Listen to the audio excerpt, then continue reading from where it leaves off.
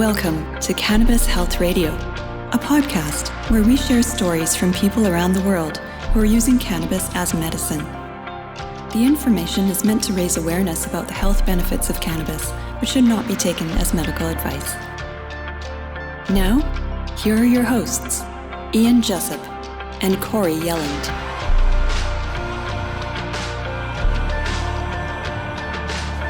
And welcome to another episode of Cannabis Health Radio. I'm Ian Jessup.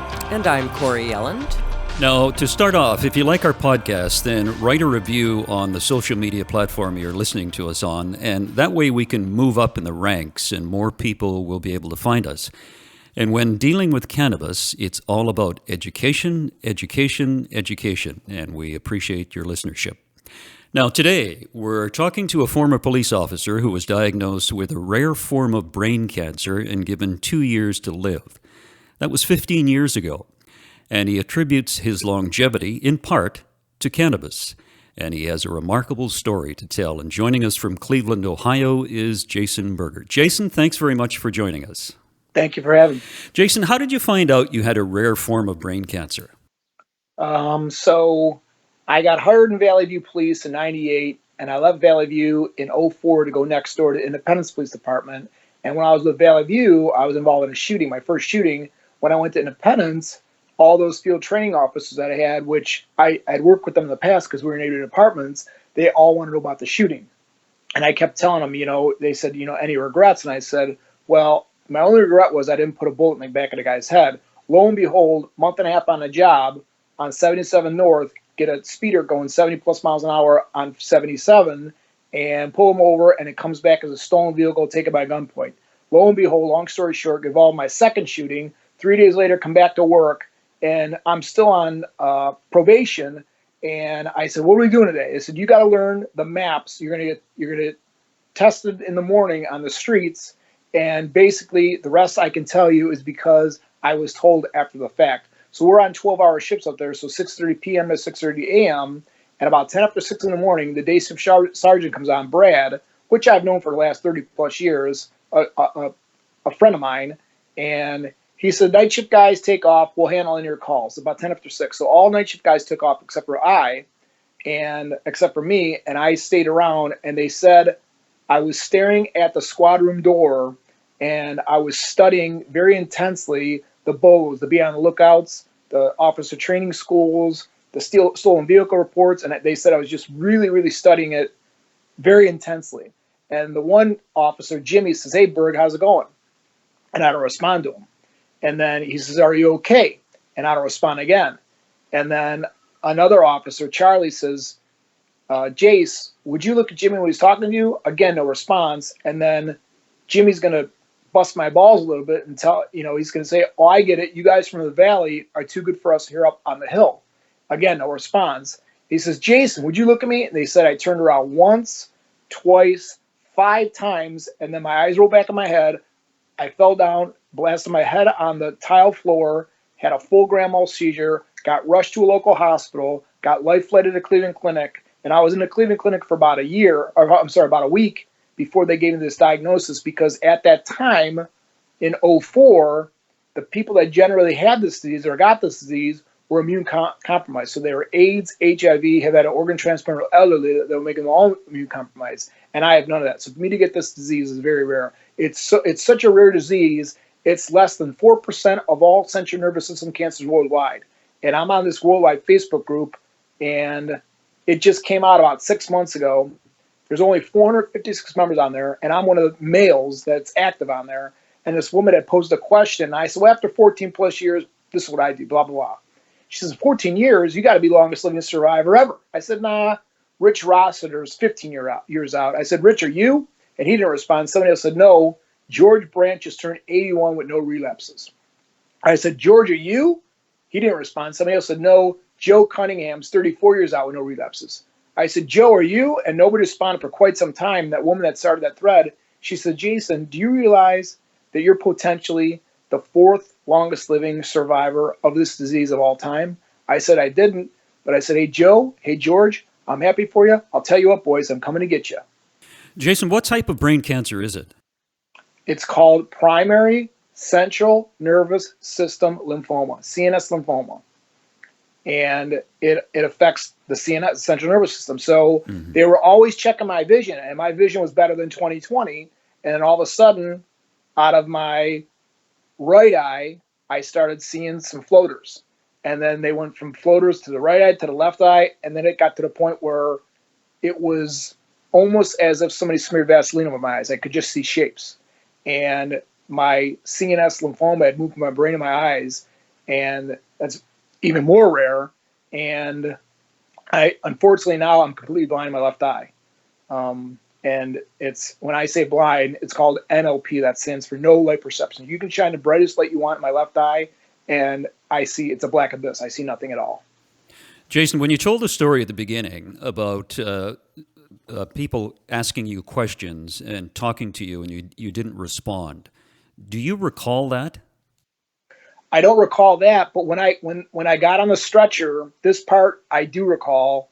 My Sergeant Brad was asking me the right questions, but in the wrong fashion. Do you know where you're at? And I, for whatever reason, I'm laughing uncontrollably. Cannot stop laughing. Well, laughing is contagious, and now the medics are all laughing. He's laughing. All the cops are laughing. And he says, "Do you know where you're at?" And I said, "Yeah." And he looks at the medic. He's like, "That's good. That's good." He's like, "Do you know who I am?" Again, cracking up laughing. I'm like, "Yeah, I know who you are." He was, "Okay, what's my name?" I said, "I don't know." They go, "Brad, we got to take him." He's like, "No, this guy's a ball buster. I've known him for the last 30 plus years. What's my name?" I go, "Dude, I have no idea."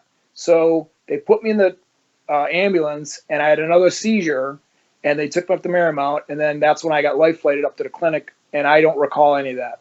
All gone. Jason, did you have any sort of sense of something being amiss in your body prior to that? Nope. Absolutely nothing. Complete out of the blue. Complete rug pulled out from underneath my legs. Jason, I was looking up on the internet your form of brain cancer, and it says the median survival is 12 to 18 months, and the 5-year survival rate is 3 to 4% in immunocompetent patients, and immunosuppressed individuals fared worse. So you've really defied the odds. What have you done to defy those odds? So when I spoke with Corey, I told her, I do not believe that there's one magic bullet out there. I do believe that it is a lifestyle change, and you do have to change everything in your life. So what did I do? You name it, I did it. And my girlfriend Liz, who's been truly a godsend in every sense of the word, divine intervention, the way she's in my life. And she said, "You truly are a walking history of CNS lymphoma treatments." And I also, so I see it, I do acupuncture, and she told me, Ann Kinchin, she told me, she said, I tell my patients all about you because you've left no stone unturned. You've done alternatives, you've done conventional, you've done homeopathic, you've done everything there is, Chinese medicine. And it's just, I don't know what has kept me around this long or why I'm around this long. And I told Liz, I said, as cheesy as it sounds, I genuinely liked helping people as a police officer. I wasn't bullied. I didn't want to get back in the community and go arrest people. I genuinely like helping people. And I told her, I no longer have that platform, but now in some crazy twist of fate, I've got a much larger platform and I can help many more people on a grander scale. And that's what I plan on doing. And sadly, I get phone calls multiple times a month from, "Hey, I got a coworker, I got my aunt, my dad, my brother. Will you talk to them?" I'll talk to anybody about what I've done to stay alive. And I believe making the body the least hospitable to let cancer want to reside in my body is the key to it. I believe eating all organic. I really don't eat any sugar to speak of. No high fructose corn syrup. No alcohol. I never was a smoker. I used to be a drinker, and I've not had a drop in over 4 years. And just really trying to not have this come back again, because so what in our worldwide Facebook group, there's only like 456 members on there, and this woman Phyllis is really a great resource. She's been a career statics. She took statistics on heart transplant, valve transplants, and she just happened to get this disease. So she really, really digs deep when it comes to research. Her and my girlfriend Liz are just phenomenal. And she told me that you are, without a doubt, the most relapses we've ever had with this disease. So I've got 5. This is my 5th relapse, and nobody else has had that in our group. So when we meet with these doctors, they all are telling me, you're an outlier, you're a pioneer. And I thought that was really cool in the beginning. But at the end of the day, you don't want to be that guy because they don't know how to treat me. So they're throwing up Hail Marys. And the disease is getting more prevalent in immune competent, and it's getting more prevalent worldwide, and it's starting to get more attention. So MSK in New York City, they're doing really great stuff on it. So is Dana-Farber and Mass General in Boston. And so I've been getting treated for the last 15 years at the Cleveland Clinic, and they did a great job, but they kind of ran out of options for me. So Liz and I, when I say Liz and I mean Liz, did a bunch of research, and she found out that MSK and MGH had the best statistics with the least number of fatalities and the most number of success stories. So Dr. Gramas wrote a paper, and when I spoke to him, I said, why do you like this stem cell transplant for me? And what he told me really caught my attention. He said, every patient I have 65 years of age or younger that I give a stem cell transplant with this disease, I have 5 years with no relapses, no recurrences. Well, that caught my attention. Given 2 years to live, and now I'm 15 out, and you're going to give me another 5? So there's a little discrepancy with the other hospitals. They believe that my brain's had so much treatment and so much damage to it. There's no way I'm getting 5 years out of this. I'll definitely have another relapse, and I'm just not buying that. I believe this. I'm doing everything so strict and so diligent that there's no way cancer is going to come back in this body. Mm-hmm. Now, of all the treatments you've had, how did you find out about cannabis? So the first treatment I had was called blood-brain barrier disruption. Very, very barbaric. And they go up through right from our artery, go through a catheter all up into my brain, inject a chemical called mannitol. Mannitol drops the blood-brain barrier. So for layman's terms, the brain's force field is now gone.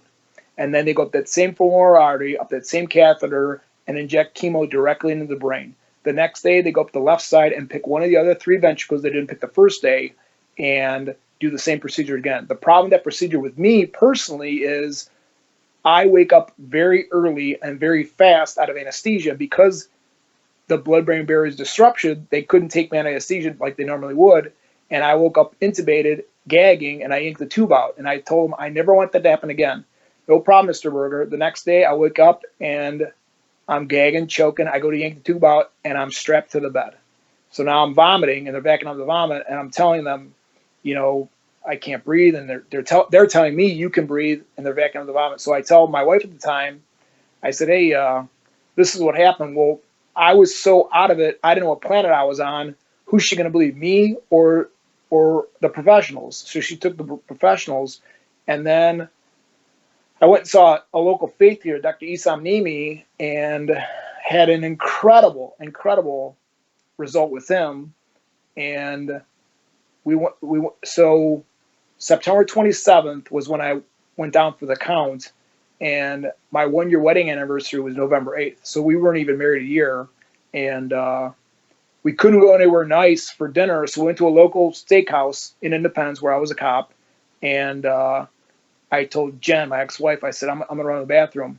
And I really had no sense of time. And I think I'm in the 30 seconds. And she sticks her head in the men's and she says, are you okay? I said, yeah, I'll be out in a minute. In my mind, another 30 seconds, she comes in the men's room. She says, do you think it's odd that you're in a men's room over half an hour? And I said, do you think it's odd that you're in a men's room of a public restaurant? Fair enough. So she leaves. Again, 30 seconds, I think goes by. And she's, Jace, you've been in over 45 minutes.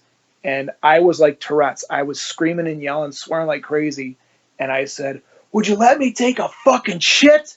So she leaves. So then all of a sudden, my old sergeant, Brad, shows up, my captain. And again, 30 seconds, I think, goes by, and he's like, hey, Jen called and said you've been in the bathroom over an hour.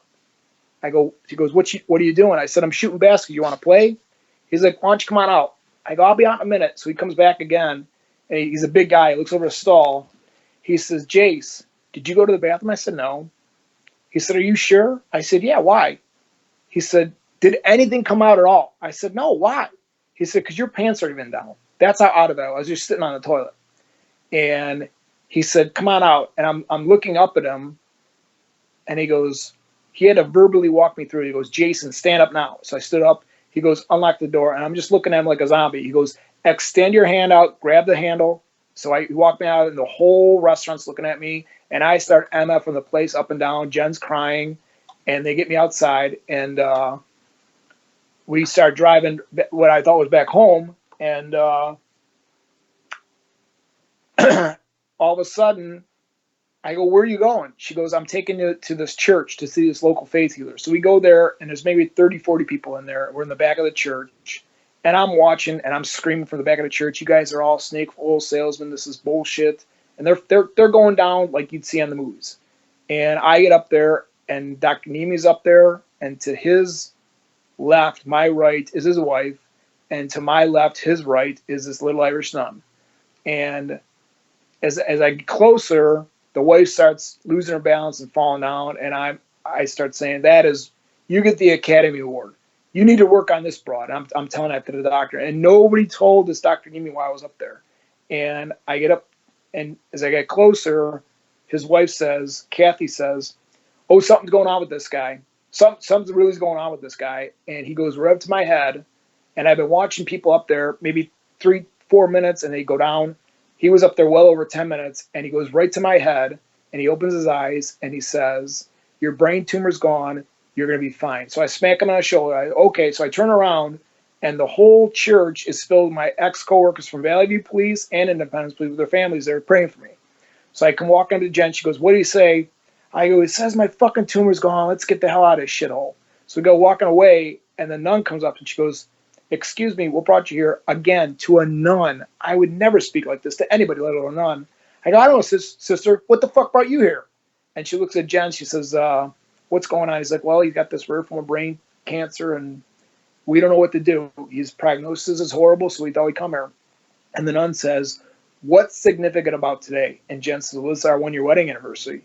She said, I knew a miracle was going to happen today. It happened with your husband. Please let us know when your next appointment is. So I go for my next appointment, and Dr. Pearman at the clinic, a sweetheart of a man, looks like you saw a ghost. And he said, how do you feel? I go, I'm fucking great, doc. How do you feel? I said, you don't look so good. He said, I've never seen a patient with this disease have such a tremendous response after one round of chemo like this. So he showed me my MRI, my brain. And if you see the MRI brain, it looks like a butterfly wings.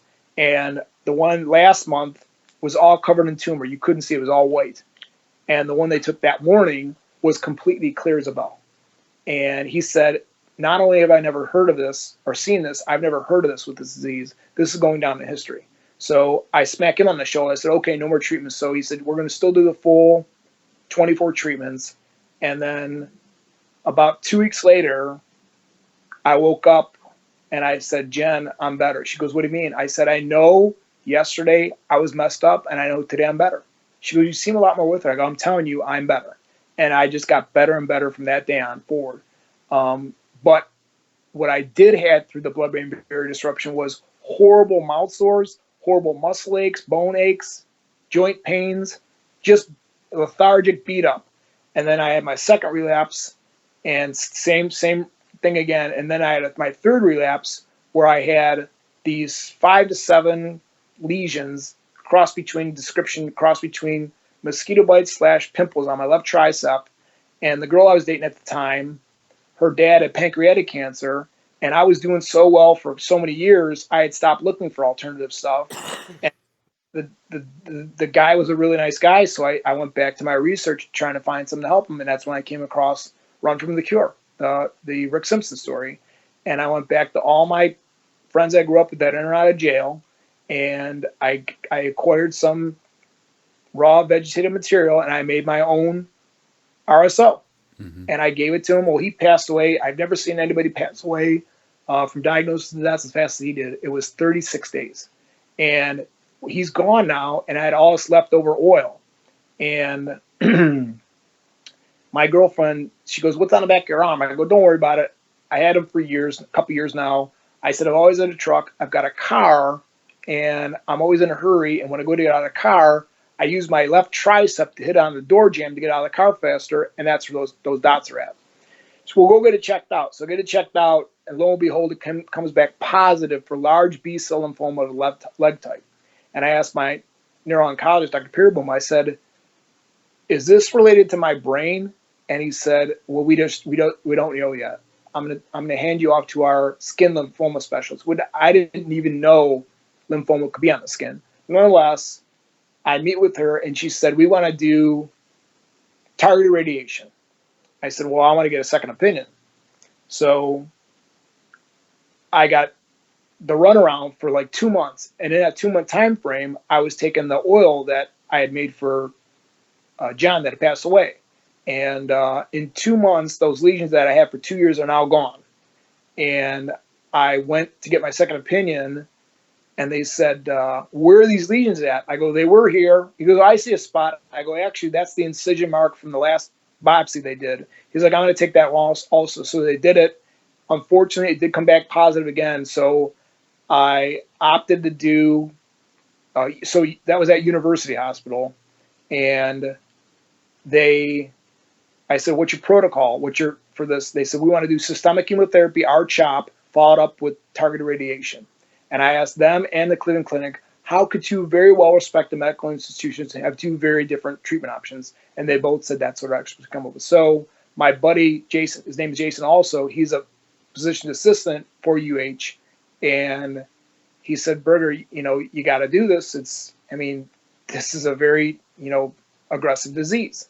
So I opted to do it, but I had the cannabis oil this time. And I'm telling you, when I would do chemo for my first two, it felt like 3-4 days afterwards, it felt like I played backyard tackle football with no pads on and every muscle in my body was sore. This time around, the third time, and R-CHOP is no joke. R-CHOP is 5 different chemotherapies that make up this cocktail that, from what I'm told, really does the number on people. Mm-hmm. And it just didn't. I had no mouth sores. You wouldn't even think, you did not even know I was going through chemo. I fared it so well. And I went through all the chemo there, and then I did the targeted radiation. Again, walk in the park, not a big issue at all. And then I did the follow-ups, and I went to see the chemo doctor, and him and I were like oil and water. We did not get along from the get-go. And he said, "Do you have any questions for me?" I said, "Do you want to see my arm?" He said, "No." "Any other questions?" I said, "Yeah." I said, "If every single test across the board was negative, that's CAT scan, MRI, bone marrow biopsy, blood work, all negative, and the lesions are gone before we even started treatment, how are you going to know if the treatment's worked or not?" He's like, "Well, if it comes back, we do more treatment, okay?" And he leaves. So I call my buddy Jay up. I go, "Hey, we got to talk." So I meet him. I said, "That doctor's a real asshole." He said, "You're going to call the doctor save your life an asshole?" I said, "He saved my life." He says, "Berger, did anybody tell you how serious this is?" I said, "They did." I said, "I'm not buying." He goes, "Let me tell you something. The fact that you were still alive from your first cancer is an outright miracle. People just don't survive that. The fact that this second cancer, which is crazy aggressive, has not moved your lymph nodes, another organ, has me and these doctors baffled." Well, I got pissed off. I said, if I'm this freak in nature, this anomaly, and all these other patients are dying, how is it that you and your colleagues that live for a lifetime of learning have not asked me once what I'm doing different from all these other patients? "What are you doing?" I said, "Cannabis oil." He's like, "I can't talk about it." I go, "What do you mean you can't talk about it?" He's like, "I start talking about cannabis, I lose my license. Period. I can't talk about it." Mm-hmm. I go, "Well," I would say, whatever you're doing, keep it up. I said, "I don't need anybody's permission to keep doing this. I'm going to definitely keep doing it." And I did it, and I did it, and I did it, and then I stopped. And then I had my 4th relapse, and then I got back on it again. And Jason, yes. how much oil were you taking a day? So my tolerance was off the charts. I was taking, everybody likes to do RSO in grains of rice sizes. Mm-hmm. I was probably doing 3 to 4 grains of rice 3 to 4 times a day orally, and I was doing suppositories, and I was doing vaping, and I was doing edibles. So I couldn't tell you what it You was. had the full meal deal. You got it. And I would expect the oil that you had wasn't tested as far as potency. Correct. Yeah, yeah. Jason, what was your attitude towards cannabis when you were a police officer? It wasn't, to me, that was a weak sissy bust. To me, it's a benign plant.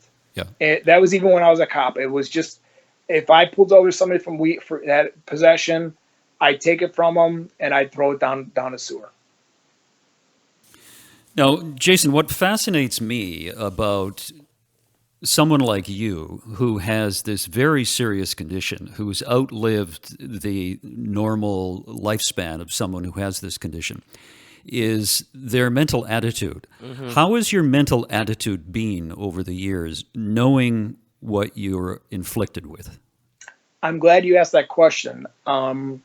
So prior to my stem cell transplant, which was April 24th will be 1 year since my transplant. And to get sidetracked here, what's notable about that is when you get a stem cell transplant, they call that your rebirth date. And what I thought was really notable was it was springtime. So the rebirth of the seasons, it was Easter, the rebirth of the Christ. And now it's my rebirth date that fell on my actual birthday, April 24th. And I'd ask every medical personnel that came through my door, have you ever had or heard of a patient have their stem cell transplant rebirth date fall on their actual birth date? And not one of them said yes. So I thought that was kind of really unique. Again, the outlier. So prior to my stem cell transplant, I had gotten 5 different phone calls from 5 different circles of friends. I'm very blessed to have multiple friends. And they all asked me that same question. How are you dealing with this mentally? And it kept me up at night. Like, how am I? Not once have I ever wavered, or ever once did I ever say, I'm done, I can't do this anymore. It's never even crossed my mind. And what I came up with was, I think the home that I grew up in with the abusive alcoholic father and the landfill and just the upbringing that I had laid the groundwork for me to never give up. And there's so many influential people in my neighborhood that were really, really strong individuals. And, as negative as my dad was, he instilled being tough. And I had an older brother. So my first chemo, the blood-brain barrier disruption, my brother told Dr. Peerboom, he's like, load him up, he can take it. And Dr. Peerboom says, he's at the max. And my brother Matt says, he goes, give him more, he can take it. I go, hey, this is me, man. He's like, I would beat my brother on the hour daily.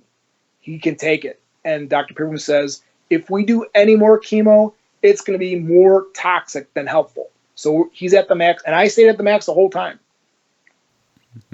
That's an interesting story. That's so many people turn their health over to medical professionals and do what the medical professionals say they should do, whereas others like you and like Corey take their own health into their own hands and defy the odds. And I think that is truly remarkable.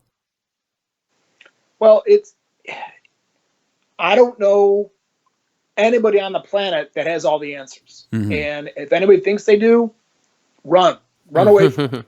So, yeah, I'll give all the doctors in the world all the credit in the world, because what they have to learn, Liz is going through nurse practitioner school right now. She studies nonstop.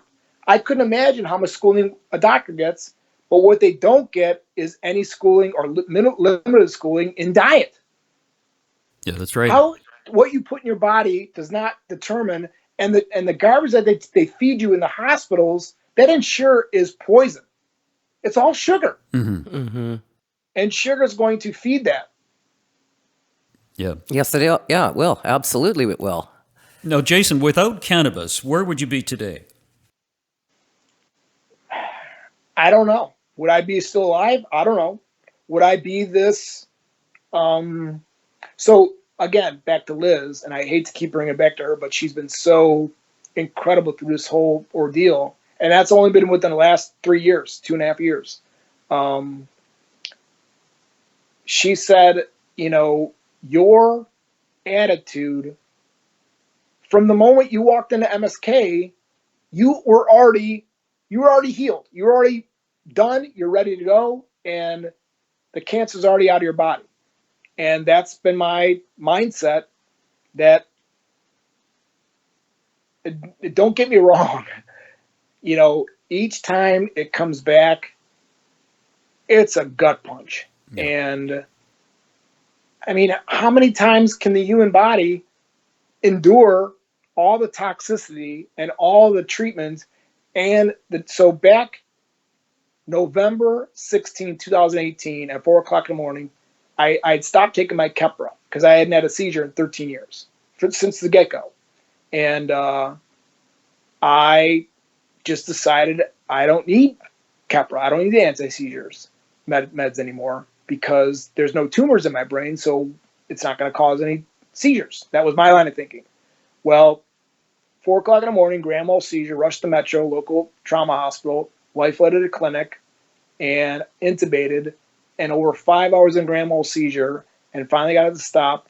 So what's notable about that is the first anti-seizure med they gave me was Dilantin, and it made my arms itch, so they stopped that. So that's an allergy noted up on my chart. And when I was in this grand mal seizure for God knows, over 5 hours, they asked Liz, what is his allergy to Dilantin? And she said, it makes his arms itch. They gave me Dilantin and it shut it off like a light switch. So we get back home and I've got my faculties about me, and I said, Liz, this is a very ugly road. It's probably going to get uglier. I give you full dispensation to walk away and just go live your life. I said, I never want to be a burden on anybody, especially you. So just please don't feel obligated. Her response could not have been more perfect. She says to me, I feel like I've been preparing my entire life for this very moment to take care of you, and I'm not going here. That's my choice. Well, she's a keeper. Oh my gosh, is she ever. Jason, I want to ask you one final question. In the notes you sent us, you were one of those people who were, I don't want to say opposed, but had an attitude towards people who said cancer was the best thing that ever happened to them. And now you say cancer is the best thing that's ever happened to you. Explain that. So a good friend of mine, he was my wingman at all the local watering holes down at Key West. And he's a born-again Christian now, married, kids. And he called me. He was one of those 5 people that called me that before the stem cell transplant. And I told him, I said, the blessings that have come across my plate since I've been diagnosed is unbelievable. And he says, do me a favor, do yourself a favor, do a timeline from diagnosis and track it back to today and all the way back to when you first, what led you to this point. And it kept me up again, 4 o'clock in the morning, go in my office, and I do a timeline. And it took me back till I was 4 years old. And I started connecting the dots that got me to this point here today. And had I not gotten cancer, I probably don't have Liz in my life, which is divine intervention at every step of the way. Had I not gotten cancer, so I took my full retirement, which wasn't much, and I went and bought my dream boat. And had I not bought that dream boat, I'm not down at my dock at 1 o'clock in the morning when this older woman fell in the water. She's dead. There's no doubt about it. I jumped in the water. I grabbed her in the back of the swim platform. I yelled for help. She's wearing a sweatshirt, jeans, drunk as a skunk. I pull her out, help get her out of the water. She's dead had I not had this disease, in my opinion. And then I think about the different pathways and the different people I've met, and now helping people with cancer and getting them, extra days and better quality of life. And I truly believe I found my purpose to spread the word about this plant. And one of my titles here in Cleveland is a student ambassador to Cleveland School of Cannabis. And the first class was the history of cannabis and what a wake-up call that was. So I ended up acing that test, And the school emailed me and said, "You've been selected as one of our outstanding students, and we would like you to give a speech at an upcoming open house." So I gave a speech to over 100 people, got a standing ovation. That was right when Ohio was trying to get their medical on the ballot, and I was approached by a couple dispensaries to be a part of their team. And none of those people that approached me got the dispensary licenses, but I made some incredible contacts and incredible friends in the cannabis industry and in the cannabis community, and they're really, really genuinely nice people. So to answer your question, just to be alive and help people, and to, don't get me wrong, these last 15 years, this last year was the most difficult year of my life. That dental transplant was no walk in the park. And I cannot see my life being as good as now. I'm in good shape. I'm still anemic, so I can't really work out very long because my red blood cells are low, and that's what carries the oxygen to the body. But I'm in damn good shape. I don't drink any booze anymore. I don't have the hangovers anymore.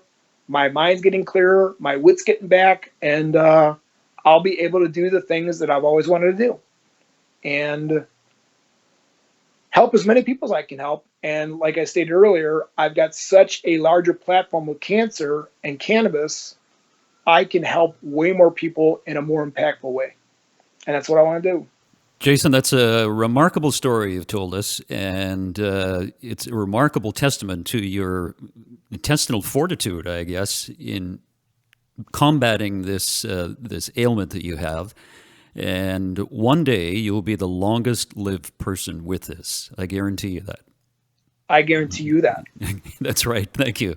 Appreciate your time, Jason. It was good of you to do this and spread the word about cannabis, and also to tell people about the medical benefits of cannabis, because it's such a misunderstood plant. And we greatly appreciate your time. Thank you. Thank you very much. Thank you so much, Jason. Thank you. We thank you for listening to Cannabis Health Radio. If you'd like to contribute to our cause here at Cannabis Health Radio, you can do so. You can make a one-time donation, or you can make a monthly donation. And if people who listen to this, Corey, made a monthly donation about $5, the cost of a cup of coffee, then it would make such a huge difference to us. It would make a huge difference to us, and we greatly appreciate those who have contributed thus far. And if you'd like to, you can go on our website, cannabishealthradio.com, and make a contribution. I'd like to thank our producer, Ron Zahar, for his wonderful production skills and the donation of his time in studio to us. And we'd like to thank Mark in Belgium for posting our podcasts on YouTube. Most of all, we'd like to thank you for listening. Back next week with another edition of Cannabis Health Radio. Thanks for listening to Cannabis Health Radio. For more information and to search previous podcasts, visit our website, cannabishealthradio.com. Subscribe so you don't miss new episodes. And follow us on Facebook, Instagram, and Twitter. This podcast is made possible by donations from our listeners. If you found the information helpful, please consider making a donation in any amount through our website. You can also help us share our message by leaving a review on your podcast listening platform. We are very grateful for your support. Thank you.